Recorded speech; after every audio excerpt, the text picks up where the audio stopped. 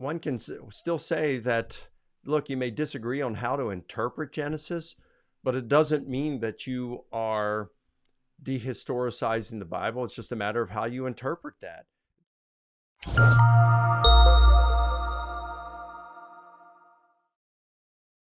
All right, let's talk about the fall of man. Now, the late evangelical and Anglican theologian J.I. Packer, I remember years ago I listened to my wife Debbie found a recording, a lecture of his that talks about evolution, creation, and things like this. It's pretty interesting. I had a chance to talk to Packer about that a few years ago, right before his 90th birthday.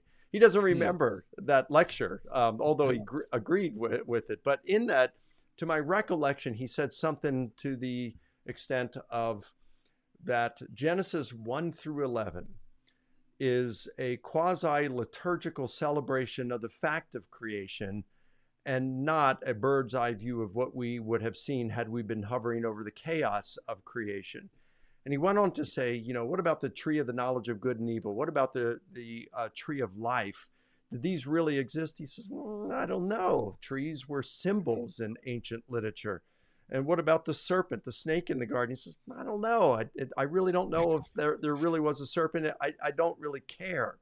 And that really shocked me, because, look, I focus on the New Testament, historical stuff about Jesus. I don't spend a lot of time in theological matters or especially stuff with the Old Testament, but this came as a shock to me. Here's J.I. Packer, a very conservative evangelical. He led the charge back in the 70s and 80s on forwarding the doctrine of biblical inerrancy, and teamed up with Norman Geisler and R.C. Sproul, who are no liberals. Yeah. Right. And to write the definition of the Chicago Statement of Biblical Inerrancy, perhaps the most conservative definition of biblical inerrancy out there. And yet, while he was writing this statement, this definition, and agreeing with Geisler and Sproul on it, he was holding this view. Yes. So he had no hesitation with. Right. And I think, therefore, Mike, that people who think that biblical inerrancy implies young earth creationism are quite mistaken, entirely wrong. It's a matter of hermeneutics, as you said. What kind of literature is this? And then how should we interpret it? Now, I mentioned that for decades, I've been skeptical that we should press these sorts of details for literality. And Packer was one of my guides on this. When I heard Packer, he would describe it as what he called dramatic history. These were historical events, but they've been dramatized in a colorful way.